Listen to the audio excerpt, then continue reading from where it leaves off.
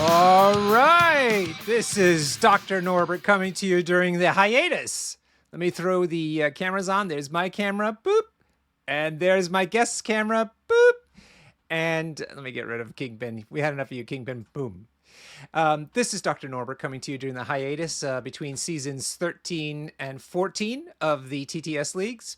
Season 14 rules will be announced this weekend on Saturday, so be on the lookout on the interwebs for that information when it comes out. And yeah, so while we're on hiatus, I thought it'd be really cool to talk to some of the people who develop really interesting tools for us at in the MCP community, ones that I use quite a bit, and I figured that people would like to know a little bit more about the people behind those tools and also how to use them better, perhaps. So with me today, I'm very, very pleased to have you on the screen here, the developer of Jarvis's Protocol, a kind of ecosystem for all things MCP, which he'll tell you about. And he's coming to us direct from France, and this is Drakhaine. Say hello, Drakhaine. Hi, thanks for inviting me. Hi everyone. It's a real pleasure having you here. Thanks for donating some of your time to us today to talk about this. So I'm going to go ahead and put up the website that people can follow along in, but we'll talk a little bit about you first. But let me just make sure I get this up so I don't screw it up. There it is. Okay. There it is. Cool. Welcome everybody in the chat. So glad that you could join us for tonight. Guest audio is quiet. Fine. I can fix that. Let me drop that up. Thank you for letting me know. Okay, good. Boop. There we are. Okay, Drakhaine. Let's talk about you just a little bit. I know people want to get into the tool and exciting, but I feel it's really important to know who these people are behind. You know, they're just handles and they say things on Discords and stuff, but they're real human beings. So tell us a little bit about where you live and maybe what you do for your day job. Sure. Well, I live near Paris in France. I'm just a former developer that changed job a few years ago. I love Marvel. Discovered Marvel through the MCU, actually, not the comics. Mm-hmm. I love miniature games. I have kids. I have 4 kids. There's one here. 4 kids? Yeah. You look remarkably awake for somebody with 4 kids. Yeah, it's because I sleep when they're awake and I leave when they're asleep. Ah, perfect. Smart, man. And so a lot of paternity leaves, meaning a lot of side projects. Because as I'm not is that why you have kids? So like whenever you want to do a side project, you're like, yeah, let's have another kid so I can get some more time off. In France now, again, paternity leave is 7 weeks, so that's a lot of spare time actually. Yeah, cool.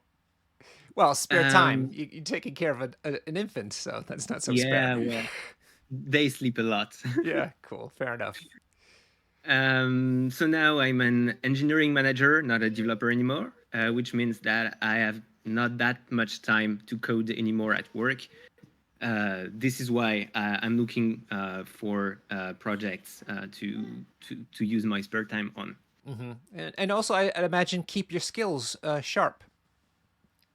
Yeah, that's actually one of the sole way I use. I should go to conferences, talks. I don't have the either time nor energy anymore, so personal projects is the only way to keep those skills sharp. Yeah. Cool. Well, we're really glad that you have the enthusiasm for this. We're going to get into how you started Jarvis Protocol in a moment, but I'd really like to understand your gaming journey. How did you become a geek, and how did you become playing an MCP player? So before miniatures, I've been in video games for maybe like 30 years, I guess, when I discovered the Game Boy. But I started with miniatures when I was 11 with Warhammers. I guess like a lot of people, I started with Vampire Counts and then Space Marines. Mm-hmm. Then Skavens when I was like 20 and moved to my own place. Then there was a kind of hiatus, and then I started again with Caradron Overlords. And then the first season of Warhammer Underworld was released, so I started on that, and then discovered a lot of other systems like Zombicide, um, Blackstone Fortress, Warhammer Quest, and then other brands like Bushido, which I started to play with my wife, who wasn't in Warhammers that much. We always painted together, but never played together. Um, and then I discovered Marvel United, which got me into Marvel miniatures. And in August 2021, MCP at last, uh, which I only planned playing casually with my son, the elder one, who's 12 now. Yeah. Um, and I didn't join any community at start, except from the official Facebook group. Right. Um, So that's my. I have two questions based on that really interesting journey. What edition of Warhammer Fantasy was it that you started in? Do you remember? Well, at start with the vampire accounts, etc., I was just painting them, so I can't even remember the rule book. I had the codexes, but I can't remember the edition.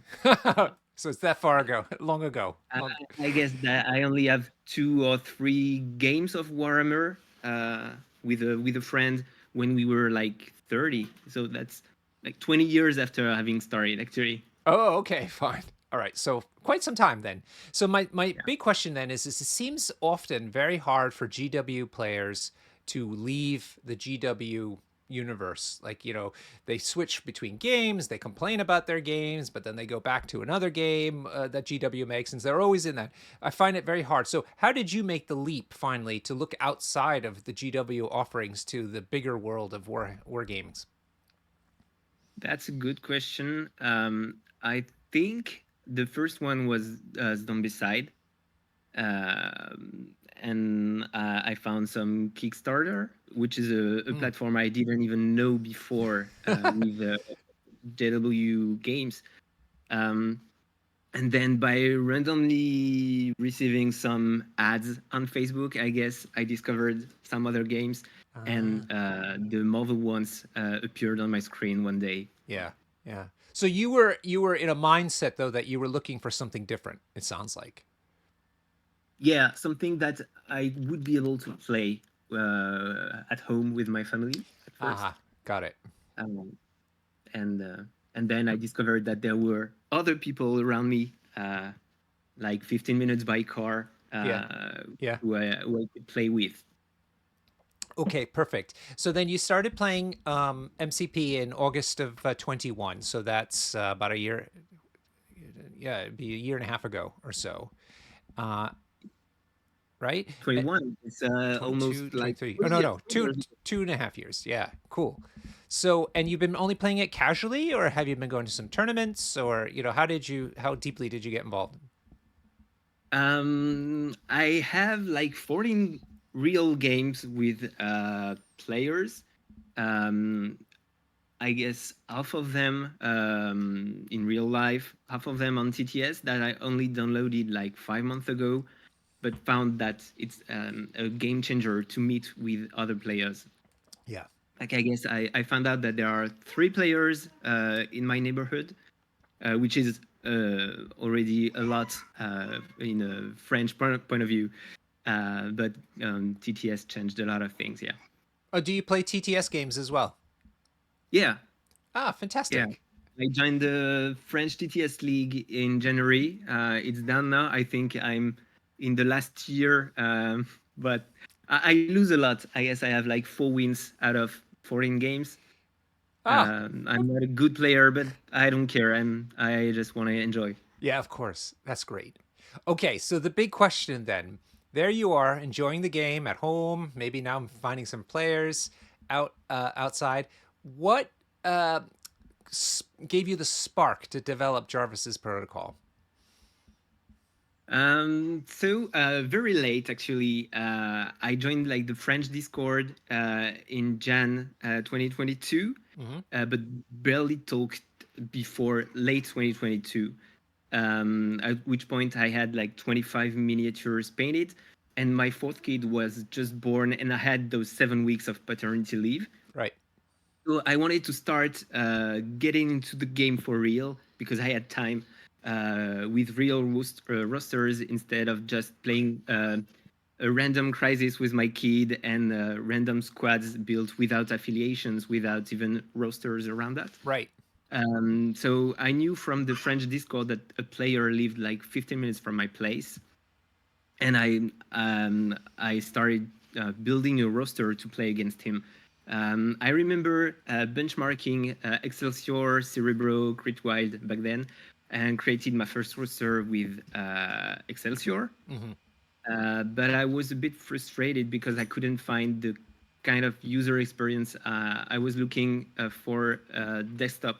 Like on mobile, it was great, but on desktop, I wanted to see at the same time Yes. the card list with all the possibility, having the possibility to look in the at the card in context, while also seeing all the cards I had already chosen, Mm-hmm. and having a search experience a bit more complete, where you could look into all criterias without changing a filter, saying I want to search by name, I want to search by affiliation. Mm-hmm. Uh, a bit more seamless on that part, with warnings and errors when the combinations of card couldn't go together. Right.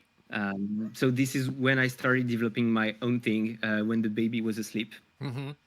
Okay, because you had the skills and you felt like there was something that you wanted that didn't exist, and so you just started to build it.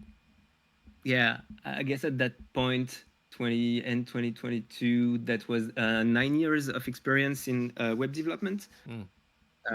So that's my thing, building products, not just a tool, but a real product with a vision. I was lacking the casual part also, with people being able to just randomly do things. The hobby part, like taking pictures of your miniatures and uploading them and getting a gallery of your miniatures that you could share. Yeah. Um, So did those you exist. have this all in mind right away, or was it like I just need a roster builder that has filters that I like, and then you were like, oh, maybe it'd be nice to have this, or like did you have it mapped out already in your mind? I had that roadmap. I guess 1 year roadmap when I started developing back in December 2022, Right. um, and it's not done yet. But I added things in between. But even the first features I had in mind, they are not all done yet. Wow. That's amazing that you had this kind of like vision for it. That is really impressive.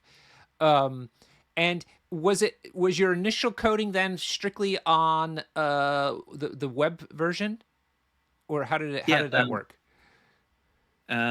So I started with the web version in mind, but wanted to have the possibility to be on mobile too. Right. So I chose to be mobile first and made sure that every screen I created could also be displayed on a mobile with 320 pixels Mm-hmm. wide.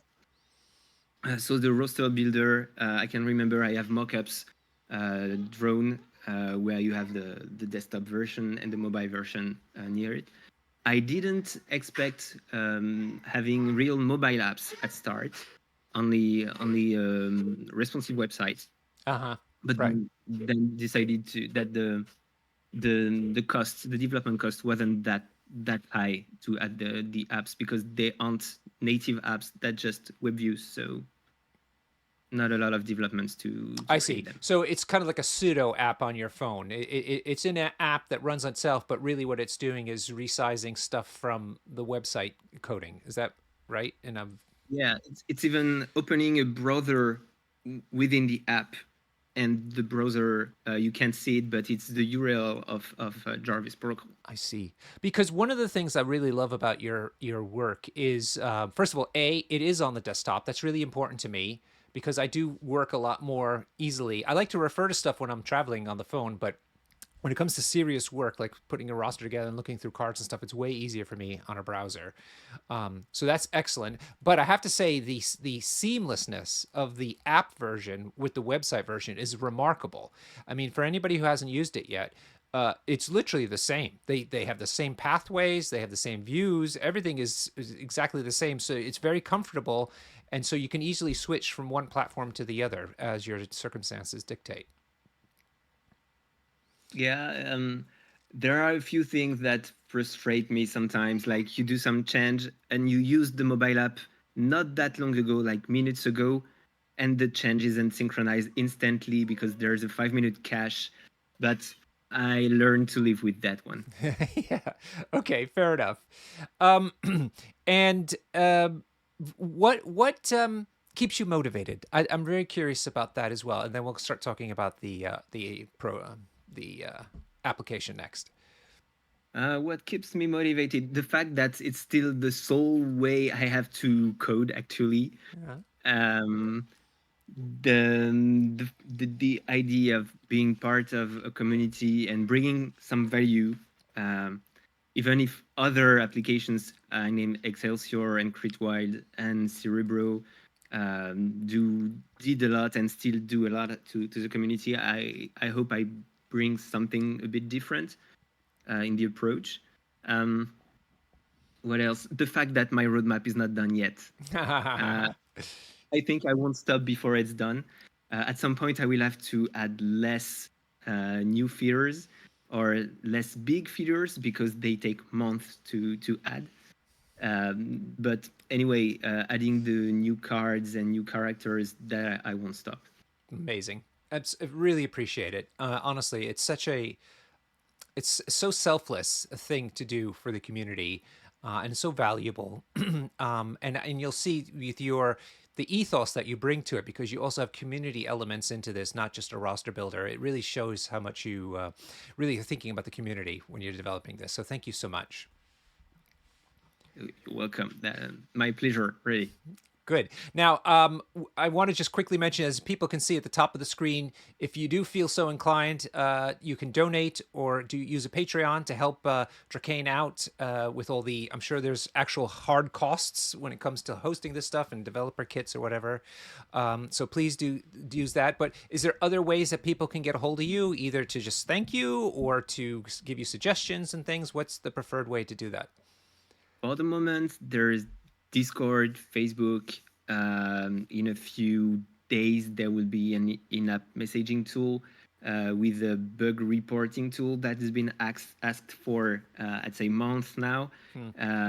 So either the bug report tool or finding Drakhaine in the list of recipients will be okay for people who don't use either Facebook or Discord.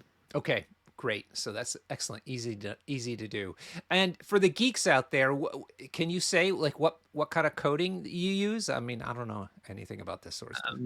Yeah, sure. Backend is Ruby on Rails for the API and some base controllers, and the front end is React.js to consume the API mostly, and the mobile apps are native, but just embedding the web views. Okay, cool. Right. So I'll direct everybody's attention now to the screen. I just realized that you can't see the screen. Let me share with you what I'm seeing. Hang on. Thanks.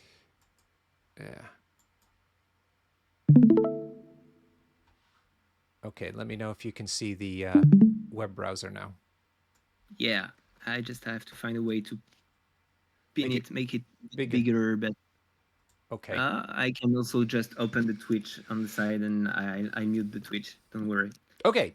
Either way. So while you're doing that, I'll show everybody. So this is the homepage. It's kind of a one-stop shot showing you all of the now. So this is the wonderful thing. So first of all, you can customize the shortcuts here on the left-hand side. So there's 4 different boxes for different things that you can add there. How you do that? First of all, you should create an account. Somebody asked a question. People asked some questions, and one of the questions was, I keep losing my lists. And well, he said his friend keeps losing his lists. Can you please tell him to actually create an account so that they would save?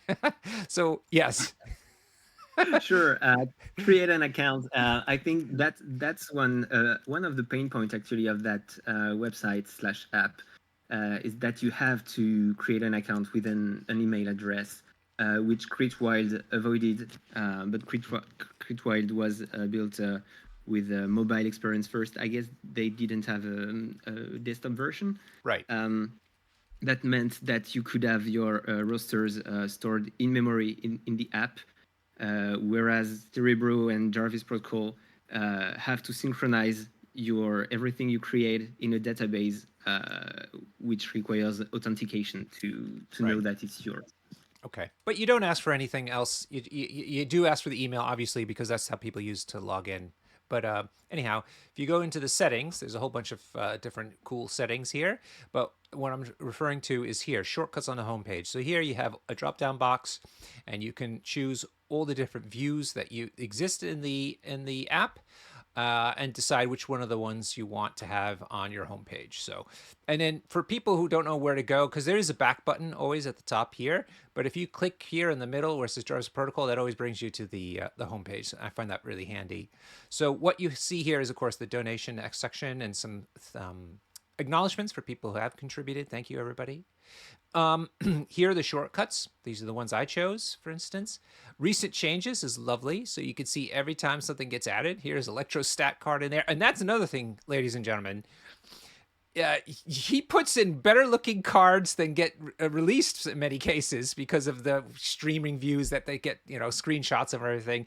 Drakhaine, you go ahead and within hours, sometimes minutes, of the new cards, both character cards and tactics cards. I see you've added them in, and you mentioned that they're unreleased, so it's very clear that they're not released, but they're already in there, and people can start working on them. Yeah. The thing is, with the difference in time between the US and France, most of the time it's dinner time when they release cards, so I have to wait a bit so that my wife don't kill me. But hours is okay for me. Yeah, awesome. And I'm going to jump to a really cool feature that's probably not so well known, which I think helps you develop those cards so they look better right away. And so for, of course, this is the menu over here in the corner. But the cool thing down here is yeah, custom cards. So if you go down to My Content and then you click My Custom Cards, here is where you could create your own cards in the game. So you can create stat cards, team tactics cards, or crisis cards. So I'll just go to stats cards. So I filled these out with some fun alternative characters and stuff like that, and I've done it for myself. Like at WTC, I put my picture in there, and then I put my roster in the area here, and make some jokes and stuff like that. And I use that to represent my roster at the events. So that's been a lot of fun. But because you have this ability to create blank cards, you can take stuff that you've seen on the screen that's just like a blurry image, and you just type in the information, and suddenly it looks just as good as all the normal cards. Is that the basic process? Exactly.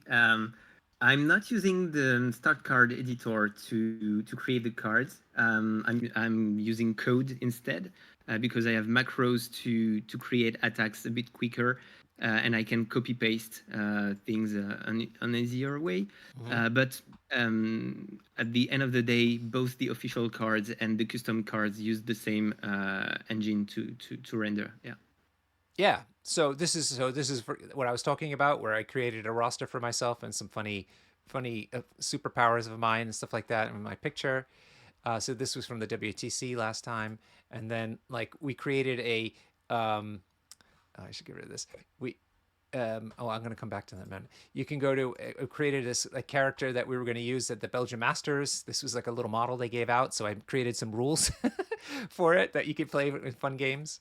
And so forth. So, and then, very similarly, you can create crisis cards or team tactics cards. They're all, and they look exactly like normal, which is amazing. So that's a lot of fun. Let me get rid of this. I want to show people this part too, and maybe you can comment on that. So here, if you click here, obviously you can delete it. You could put things into folders as well. You can edit it, but you also can share it. And so this is really fun because why don't you tell us a little bit about how the sharing feature works? Sure. So by default, when you create a card, it's unpublished and it's private. You can share it to whoever you want by just sending them the URL of the page. So that's this here. Yeah, Yeah. exactly. You Okay. don't have to publish a card to share it. Hmm. Uh, Cards identifier are supposed to be long enough so that anyone cannot guess them and access your card, whether they are cards or rosters. It works the same. Yeah. And then Yeah. See. yeah, So there you see. It's like a real crazy code. Yeah. Okay. and then you can publish it. Um, and for rosters, they are added to a section in the menu that's called community rosters, I guess. Yep. Which allows for other players to find your rosters, searching by several criteria. Hmm.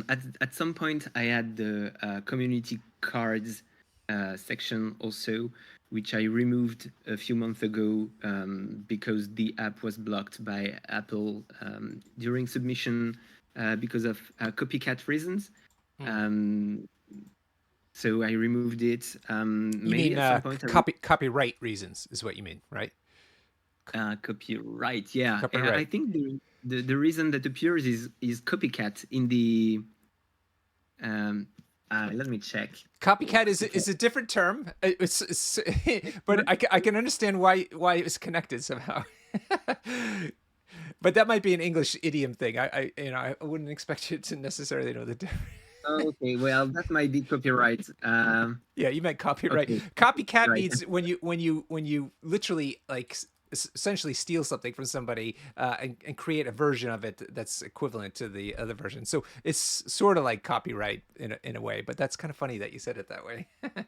Okay, let's say copyright then. But yeah, with the different artworks uploaded, Yeah. that's a problem.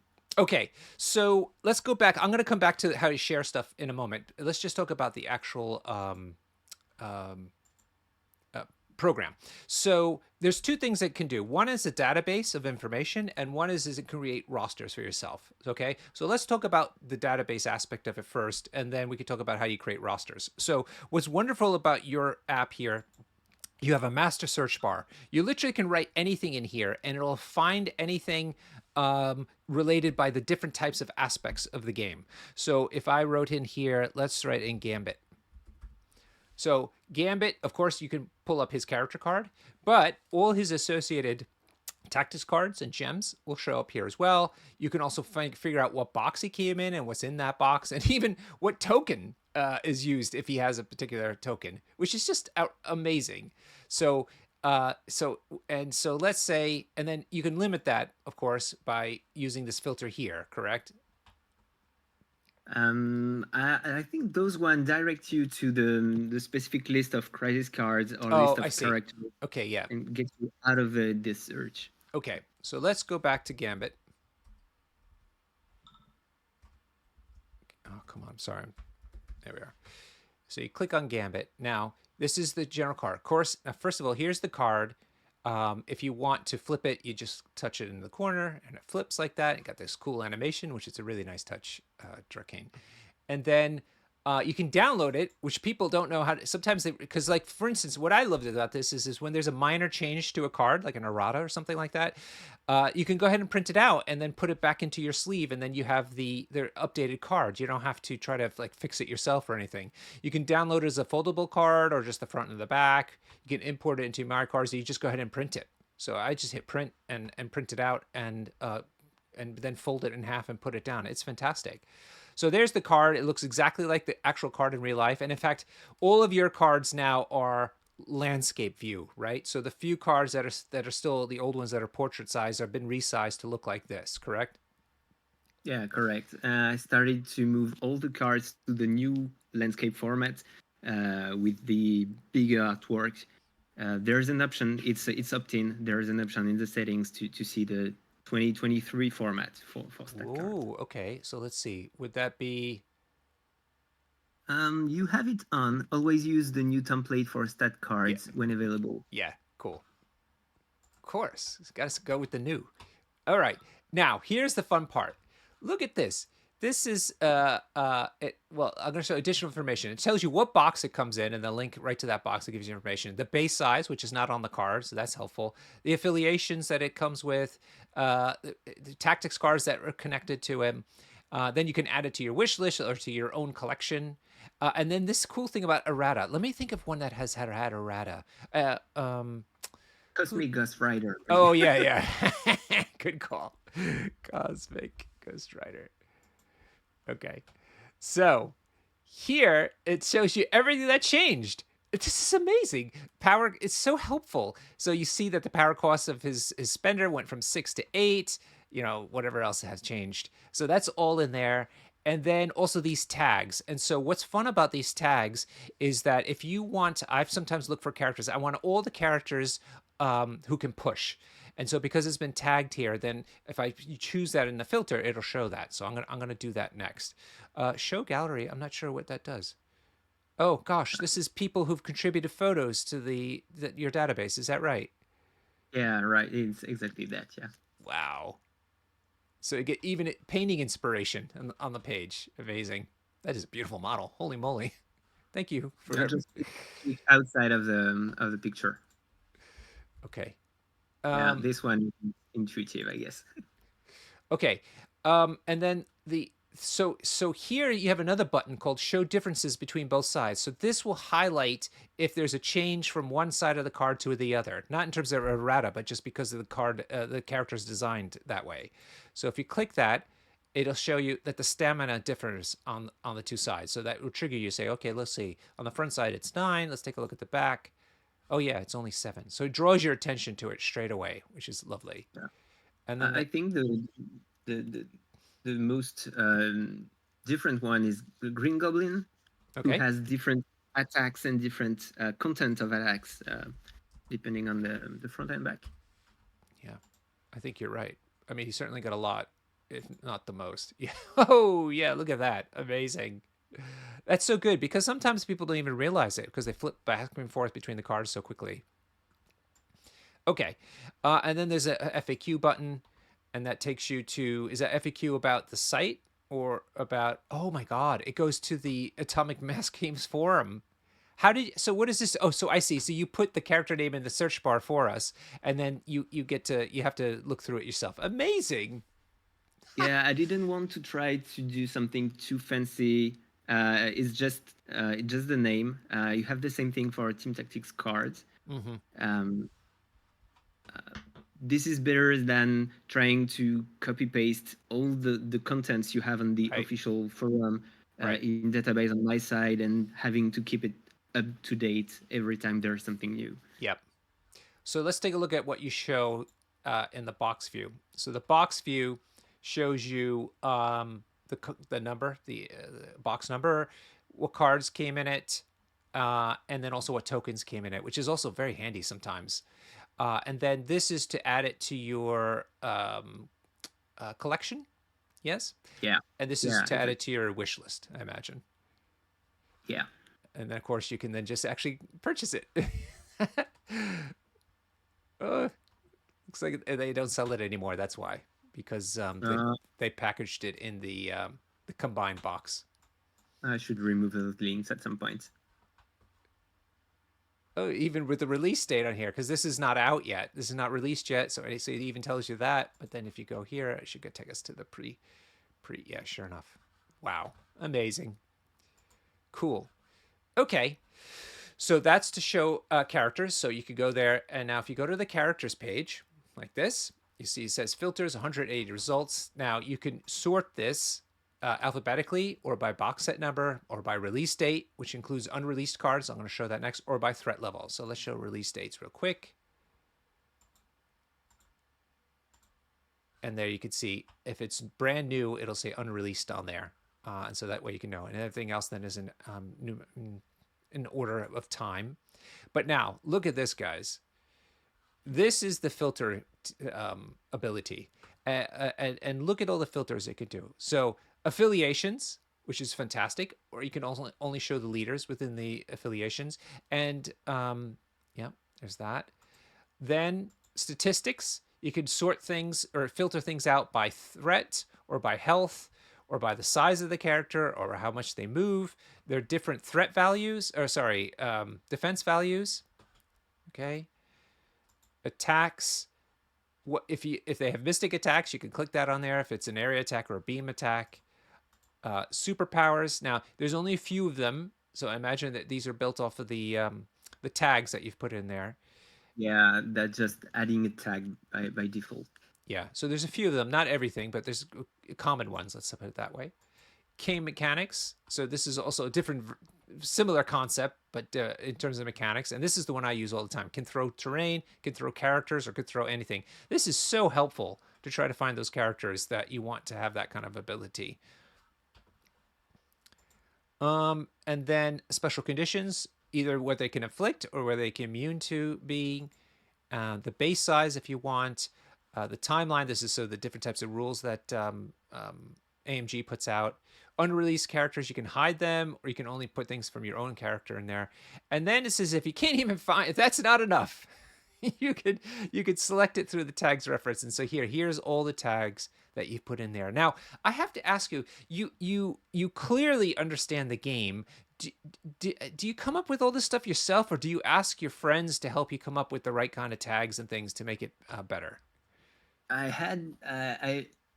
tried to come with the first version, which I deploy, but I have a reference in the spreadsheet now, and I'm just copy pasting because most of the cards come with deja vu things. And sometimes there's something specific which is new, and I try to find a good name with it. And then on Discord, there are players saying, you missed that tag, you should merge those two, you should split so that we have more granularity. And as I'm not the best player, well, I listen to them, I guess. They have knowledge here. That's great. Yeah, it's important. You can't think of everything yourself, right? Even if you are, deep into a game. So here I've set the filters to do all 3 threats who can throw either terrain or characters, everything. And there you go. The good old lizard is there. Valkyrie shows you right away if you want these characters or not. And then of course, if you want to look at them, you just hit the little I button and it'll show the character card here. And then the back, and then the next character. So everything that's in the list you can look at straight away, or click it here and it'll flip it. Okay. That's the characters. It works very similarly for the other types of things. So here are the crisis cards. Here you can see what set they belong to, what threat level they are, or you don't care. Whether you want extracts or secures or both.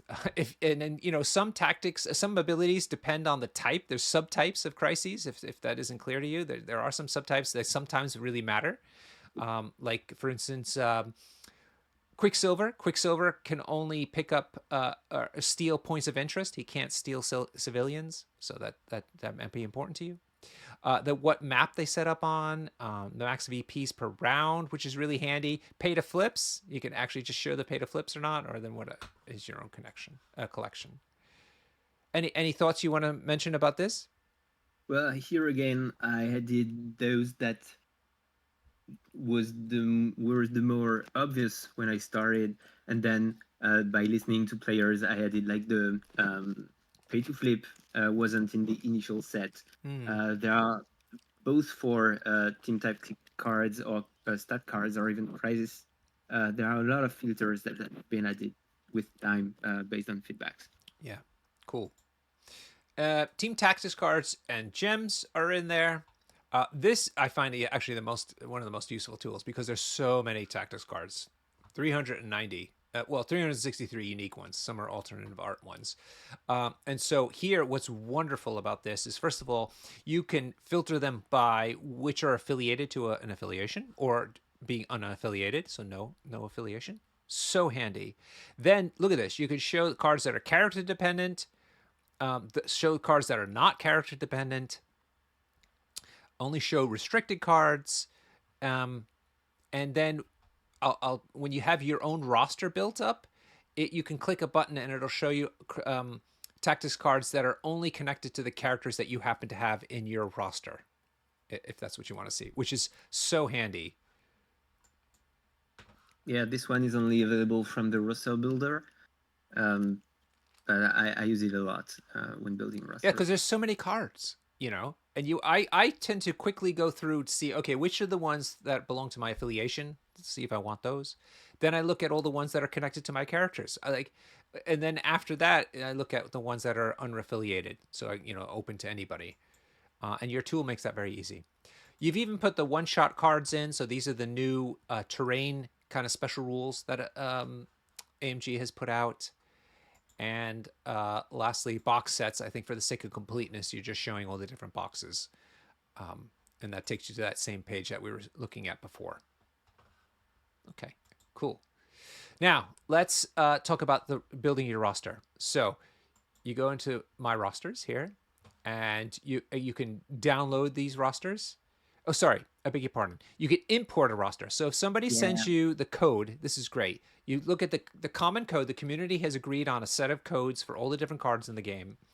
And you'll see people, if you ask them for the import code, or if you go to Longshanks and people put the code in, you just copy that code out, you pop it in here, hit import, and boom, it just builds the roster for you. So I did that for Nate's X-Men roster, for instance, for Adepticon, and it just pulled it right into this view straight away. You can sort these things by folders. So I've created a bunch of folders here, like this. And then, of course, if in this view, you use this button here to resort the order of these different rosters that you've put in there. And of course, you can just create a new one right here. Okay, so let's take a look at one that I've built. It's just Nate's one here. So this is the view here. And you can add, if you're playing a game, you can ask it to draw a random secure or a random extract for you instead of using cards. And you can track the game. So this is where you can put notes in about that game that you played with this roster. Is that correct? Not only notes, but actually like track the amount of rounds, score per opponent, the squad you chose, the tactic cards you chose, um, and yeah, Oh gosh, yeah, those look at games this. can be shared. Now it's been like 3 or 4 weeks, I guess. You can share a game with other players so that they can see Wow.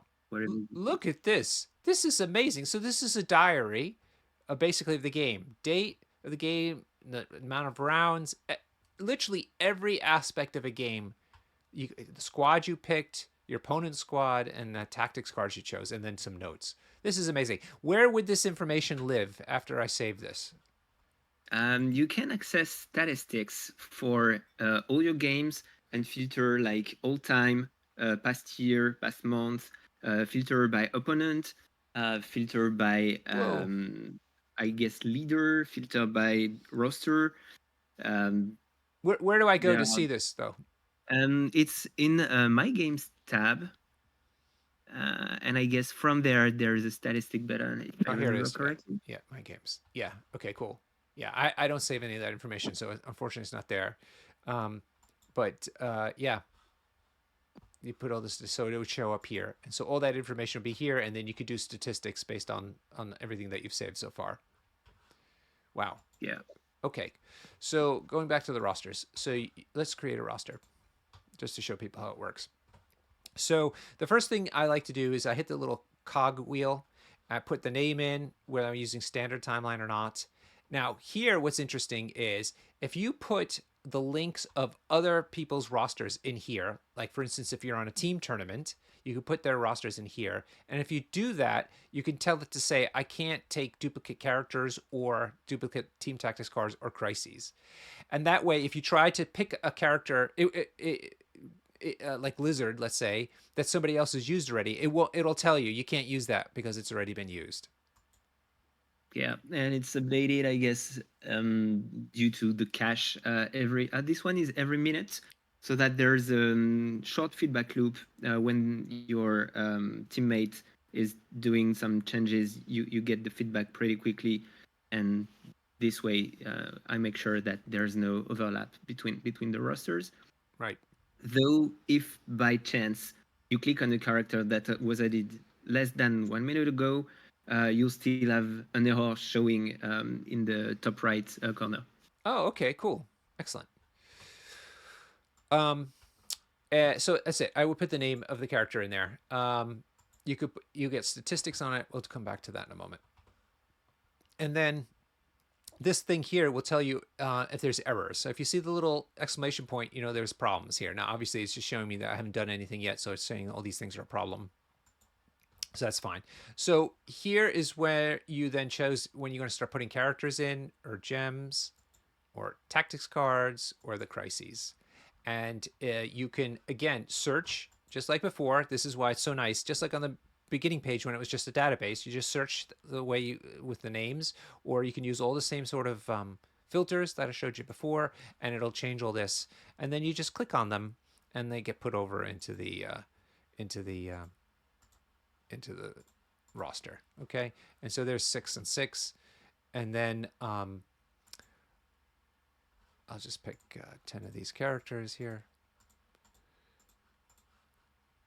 and 10 of the taxes cards. Okay, now what have I done wrong? Oh, not enough characters. There we go. See, and now it's not red anymore, it's yellow, so it's fine. And so then you'd be able to save that. Let me give this a name. Test. You save it here. Okay, so now you can go back to your rosters, and then boom, it's shown here. Now, what's interesting here is that you can share. So, okay, so you can delete it, you can put it into a folder, you can rename it, you can duplicate it, create a new version, edit current version, or you can share or manage versions. So here's again where you could use the link to give it to somebody privately, but you can also hit the publish button, right? And so what happens then? Yeah. It appears in the community roster section so that everyone can search. Okay. And the last part I want you to help us understand is how do the versions work? That's something I'm not even sure it's that used. I don't have tracking on that website. So I'm not so sure when features are used. Some I can easily check with the database, like how many custom stat cards have been created. But this one is a bit more complex to compute. Actually, just when you are done with your roster, some players when they do changes, they want to have a new roster. This is the duplicate roster action. Yep. So that they can keep the previous one. And the create a new version allows you to do some changes on the same roster. Games that have been tracked previously will keep the previous cards and characters, and the ones created after will have the new ones. Right. And so you do that by how do you create a new version of it? So this is version 1. How would I create version 2? You just go to the list of rosters and hit the create a new version. And you end up in the roster builder on your new version 2, actually. Okay, cool. Got it. So this is already version 2. Yeah. Nice one. So you published the version 1, version 2 is not published by default. Yeah. And then you can still share the link of the previous versions. They are still accessible. Yeah, and where do I find those? In the managed versions. Oh, okay, Shared yes. Manage versions. This one, manage folders? Oh no, sorry, here it is. Yeah, sorry. Oh yeah, okay, there it is. Beautiful. So this is the same this is the same roster, but different versions of it that you can see all at once, and then you can click on it to find the one that you want to look at. Oh, sorry, here, like this. Okay, cool. Now, so this is, you're looking at the roster. You can want to share it, you can copy it as plain text to throw it into like a WhatsApp or something, or you can put it in MCT code. So that's the special code that you could share with somebody so they can immediately import it. For instance, there's the share button here where you can copy it to your clipboard if you want, or a QR code to it, which is just so amazing. And then what's Discord format? Discord format is just special characters inserted so that when we paste that your clipboard to Discord, there are some formatting added with characters, and then a box with the list of characters, and then the title for Team Tactics, and then a box with Okay. the list of. So it just makes it look neater than just plain Yeah, text. I see. yeah. Okay, cool. Okay, and then you could put in notes about how to play the roster here. So you can edit, it's like a little diary about the roster, and then some private notes that nobody else can see. If you share it with somebody or publish it, people won't see that. You could show what it looks like in plain text like this, or the MCT code, and then handy copy button there. And then this is where if you kept tabs on all the different times you use the roster and what you did, it would be here, here. And breakdown. Breakdown is also how many times you've played the roster in certain circumstances. Is that correct? No, why isn't it You showing? I guess, yeah. Let me go to one. Let me go here. I think. yeah, um, maybe the Oh, there it list of is. This characters. this is it. Yeah. Oh, So this is where the computer will tell you these are the different things that you could do at threat 15, right? yeah, yeah, exactly. And you can um, pin like favorite specific squads, which can be renamed when they are pinned. So you Ah, can give names to your favorite squad and explain why they are in your top choices. Also, when a squad has been used in games, tracked games, you have the statistics appearing, yeah. Here. win-lose ratio, Yep. um, and then yeah, Yeah, and other things about like what defense stats are, what the average health is, also what kind of attack types that you have. It's all here. And I want to mention for the breakdown, what I find handy is you use this cog to make some options, and you can tell it force characters to be part of the squad or force characters not to be part of the squad, force an affiliation, okay, or not. Um, and I like this one, enforce leader. So it'll only create breakdowns that include a leader, which makes a lot of sense. So this is a great way to start seeing really quickly any kind of squads that you could build at threat levels, to decide, what's possible essentially before you start to decide to which ones you're going to actually use to play. This is yeah. This was something that had been hard for me. It's keeping the first navigation and experiences website um, casual player friendly, meaning that all those competitive options like enforce leaders, etc., are unchecked by default. mhm. But in the settings page, you have an option in the competitive section, which will have you those those checked by default instead. Yeah. It's force affiliation and leaders by Yeah, default. that's what I do. And I particularly like this one where you force it to do the standard timeline, which is the predominant way to play the game.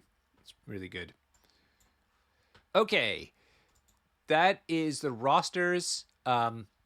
We've talked about here is where you put notes about your games that'll appear here. But this is fun too. A lot of people want to understand how a dice roll is, how likely something will happen, and you've got this all built into here. This is this a nightmare for you to keep up to date, or like tell us a bit about this?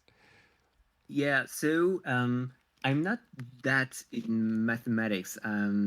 A web developer, but not knowing a lot of in mathematics. Uh huh. So I inspired a lot of the results that Cerebro had, being totally honest, to make sure that my computations were okay. What I tried to bring is a pre-computation of basic combinations, like every roll from 1 to 10 dice in attack, and I guess 0 to 5 dice in defense. Mm-hmm. If you don't add fancy things like rerolls or specific roll options in the cog, you can see in the attack Oh, or defense. yeah. If you're not adding anything, those are pre-computed and you should get the results pretty instantly. And then if you try and add some specific fancy options, it will take a bit more time because it's some brute force algorithm behind that. I'm just computing all the possibilities to be Wow. able to show the distribution. And I'm looking at this really briefly. I can't you've put in all the different triggers in this game that exist. This is crazy. This one is a nightmare. Um, well, uh, this is a nightmare because I'm not always 100% certain that a new combination that you can see on a digital card is valid, or if it's a typo from the start. Mhm. And then I have to pre-compute again the results I just mentioned. It takes approximately, I guess, half an hour to pre-compute, so I can't do anything else during that time. Oh, Um, and then a few months ago, I saw some performance degradation after I added new triggers from the new core box, uh-huh. uh, and I'm not totally certain that it's because of the new triggers, but I always fear that adding new triggers will destroy my performances. I think it's okay, but it's just that small dot that makes me think that when they can avoid adding new triggers, I like AMG a lot. So probability, I understand. This is the chance that you're going to get like 1 damage or 2 damage. What does accumulated mean? It's the chance you have to roll at least that many damages. Okay. So you're Like for saying instance, 86% of the time you'll roll at least 1 damage. yeah, Right. Okay, cool. Got it. And then simple roll is just without the opposing defense roll. Is that right? yeah, Yeah. Okay. and then at the top right you have the sample roll, which is just like if you rolled that attack and defense rolls. Okay. So if you forgot your dice at home, you could use this tool to play the game. Yeah, Okay. I don't recommend that, but it is possible, I suppose. If or you could borrow your opponent's dice. That's an option too. you can do that. Okay. Cool. Moving right along. So we've looked at character. You can look at the database here: characters, cards, all kinds of cards, the roster, and the dice calculator. Now you have a rules reference as well, which is really handy. And what's nice about the rules is that you could search it by keyword, which is so handy, so handy. And then you also have it by different headings as well. So here you could just put this, and this comes straight out of the rulebook. You're just pulling it out of the PDF rulebook. Is that right? It's the first rulebook actually. I didn't update those with the new version. I will have to do that at some point Okay. because you can see the page references, they are not Mm-hmm. correct anymore. Mm-hmm. But there aren't that many changes between the two versions, so Yeah. I'm sticking with this one for the moment. Sure. Okay. And then what's really handy is about this is the timing chart. You've put the timing chart in here so people can look at that, which is also comes up quite a bit when it comes to some complicated interactions of cards, step by step. As this is just so you can just see, yeah, each step once at a time. Amazing. Game setup. So this is how you start to play the game before turn zero, so to speak. Yeah. The different parts of the rounds that exist in the game, and then what's this dodging? So how to dodge, how to figure out how to dodge. Okay, cool. So all this is in here, but like I said, you can search for it, which with that search tool, which is amazing.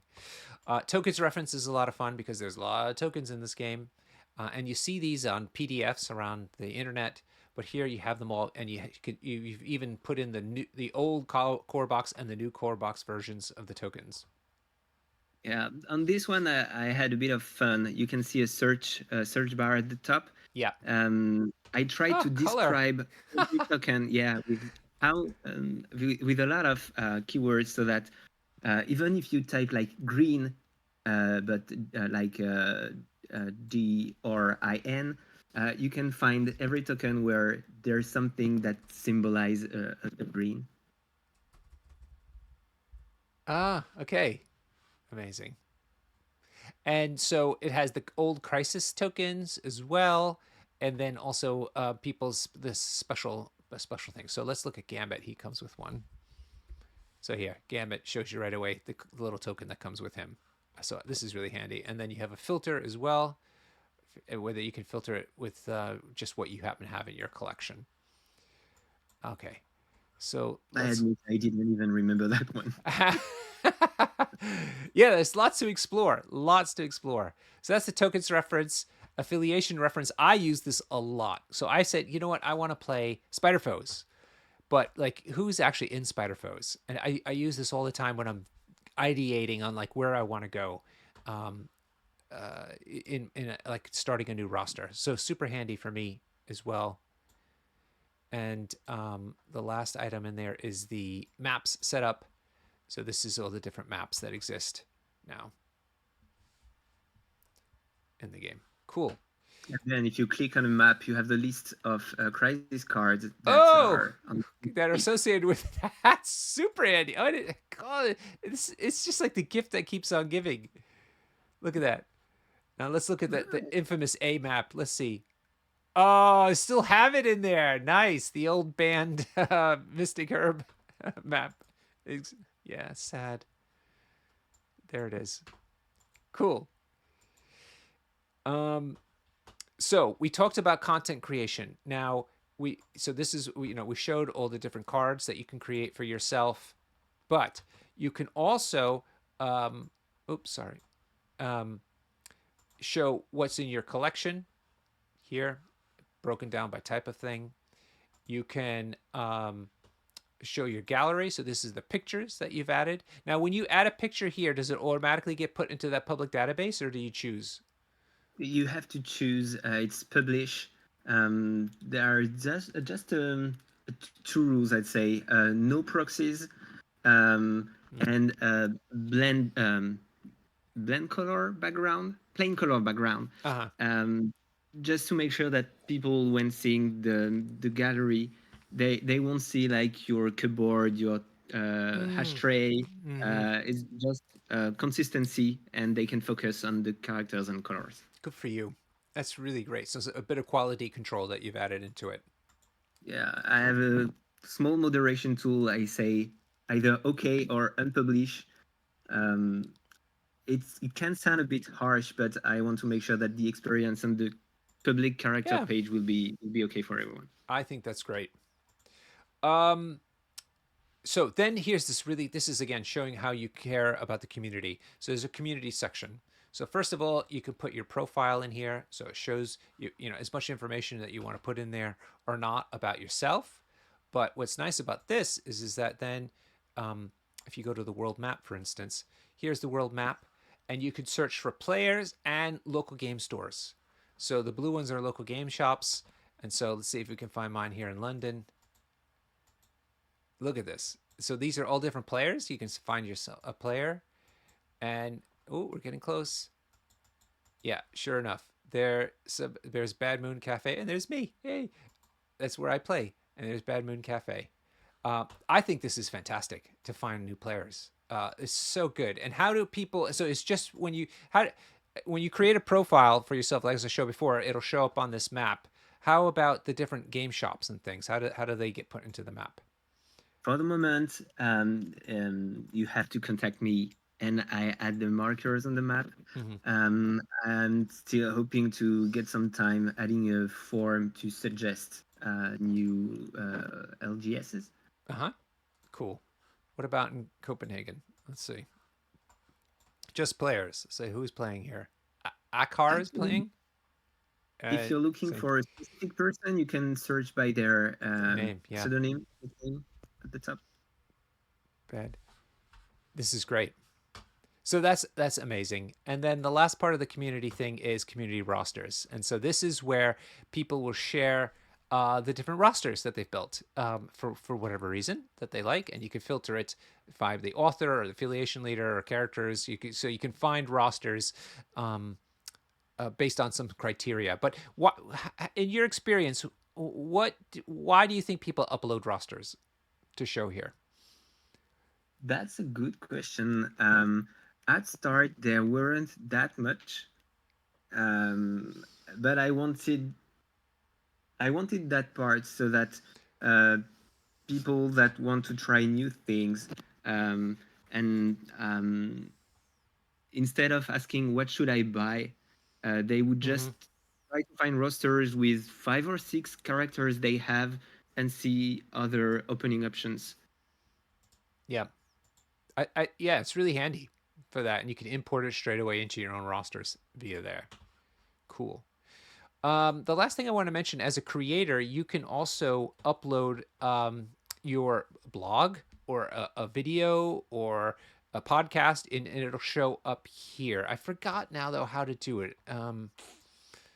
Is it how do I upload or add an entry Yeah, to the? it's the content creator space on the left in my content. Oh yes, there it is. Okay, cool. Yeah, cool. So here is you can hit the create button, and then you could is it a video or a podcast or a blog report or battle report, whatever it is, painting tutorial, and then you add that in there, and then it'll appear here, but then it shows up here. Now, is there a way to filter this or anything, or is it strictly in time order?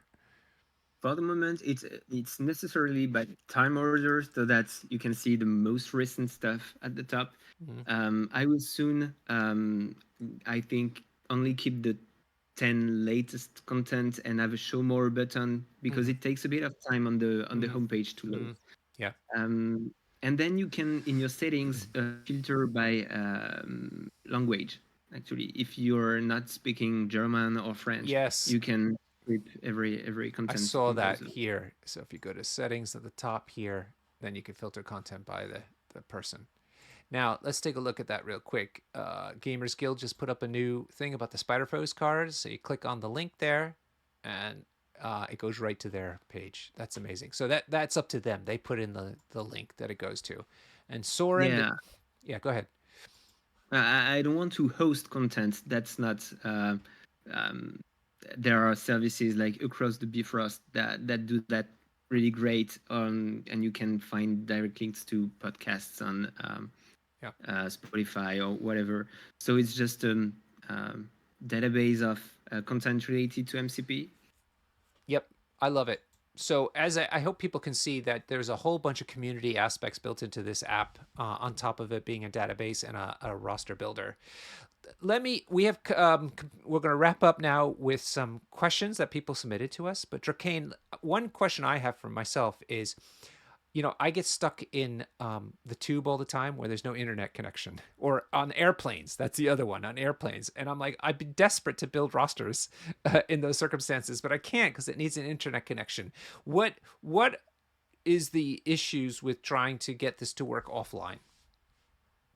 Um, this is mostly because on mobile there are some limitations that the implementation, the technical implementation I decided on from the start won't work with.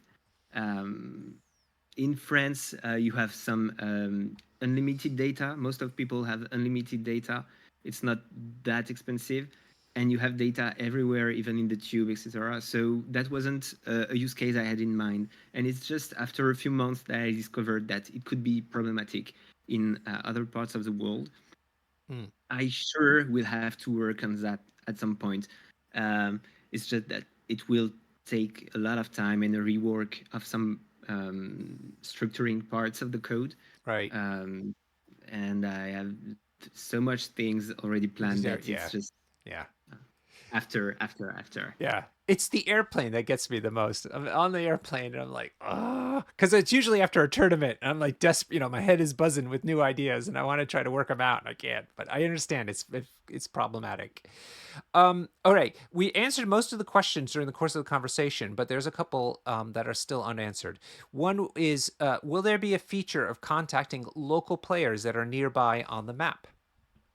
Yeah. So it's it's already available. Actually, it's under anticipated access. Should be released to everyone within days. Ooh, And it's not only contacting nearby players, but actually contacting anyone having set a pseudonym on their profile. Um, the most important thing to me is privacy, though. Um, players can opt out from that feature in a click if they don't want to be contacted. You can also block someone without them knowing that they have been blocked. Mm-hmm. Um, the conversation is archived on your side, and you're not notified for unread messages. Mm. You can also archive a conversation, but in this case, any new message received will unarchive it. Um, and So there are other things planned. so this is to come. This hasn't been released yet. What you're talking about? Yeah, that should be available, I guess, hopefully next week. May Oh wow, okay. And what would be under content? Like if they put podcasts up or blogs and things? Is that what's going would go here? Yeah, on the profile, here is every content created, whether it's rosters, published rosters, custom cards, Uh-huh. published custom cards, as well as content, creator content. Okay. And if you follow them, does it give you some sort of alert or something when they put something new? Not yet, but with the messaging tool will come Right. notification center, which will help you Cool. being aware of those issues. Okay. And the last question is there anything in the pipeline for Jarvis's protocol, the Shatterpoint edition? Uh, I would have answered maybe a few months ago.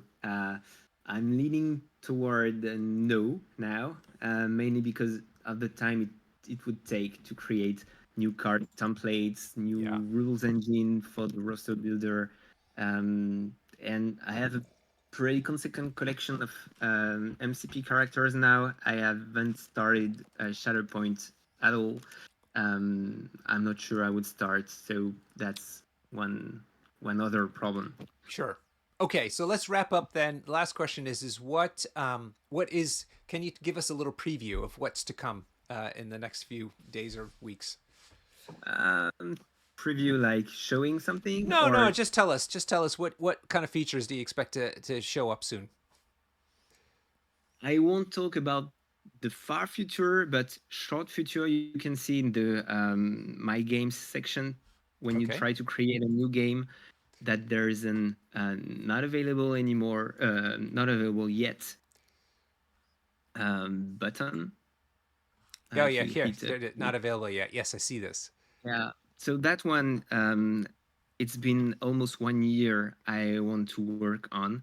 Actually, the button is here since June 2023, I guess. Um, and the thing is, it will help people set up the game asynchronously. So I choose my roster, um, choose my opponent. They choose their roster without being able to see mine. Hmm. And then there's the priority role, and then the person with the priority would be able to do their stuff, etc., etc. Yep. And at the end, you can see the other your opponent roster, and you can see each one's squad. So that if you have to move with some miniatures to an Abor, you don't have to take the full roster. You just take the squad. You don't Right. have to take all the cars, but just the 5 TTCs you selected. Right. So you just and then when you show up, you can just start the game straight away. All that stuff is already Yeah, all the turn zero is yeah, done. Mm. yeah. You're supposed to also have agreed on the battlefield. I think on that one, I will reuse Longshanks one. They have a battlefield builder Mm-hmm. Mm-hmm. somewhere in their pages. I think I will either use that or the map templates from TTS. I don't know. Okay. Cool. All right. Do you want to give us one more feature in the works? Um, Well, you mentioned let's the player contacting tool. That's a big one. Yeah, you would have a section with players followed, which is already in the left menu also. But um, I won't talk that much about the future because they are Okay. Okay. Patreon people. I owe them this one, I'd say. And you had your vision for this. What percentage of your vision has been completed so far, would you say? I'd say 75 to 80%. Wow. Okay. Um, the asynchronous game preparation is a big milestone, and then um, there are a few things with companion apps. You can see a few companion buttons with some actions, some shortcuts, but I want to make that a bit more complete. Okay, cool. Well, Drakhaine, I found this fascinating. I knew I was going to learn some things, and I wasn't disappointed. Even though I use it pretty regularly, there were still some more features in there that we came across that was really interesting. Again, if people want to contact you with bug reports or suggestions and recommendations, or even better, an offer for some support in some fashion, please get a hold of Drakhaine on Discord. The name is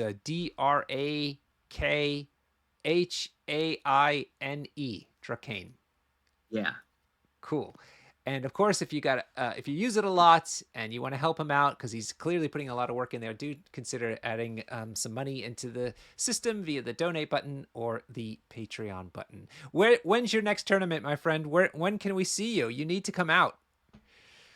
I will try to find a moment where my wife can take care of the four kids so that I can escape to the maybe next Bornell tournament. Uh huh. Where is The that? next one or the one after. Where? It's a bit north from Paris, 1 hour and a half, I guess, from my place. Ooh. Oh, send me the details. I may be able to come.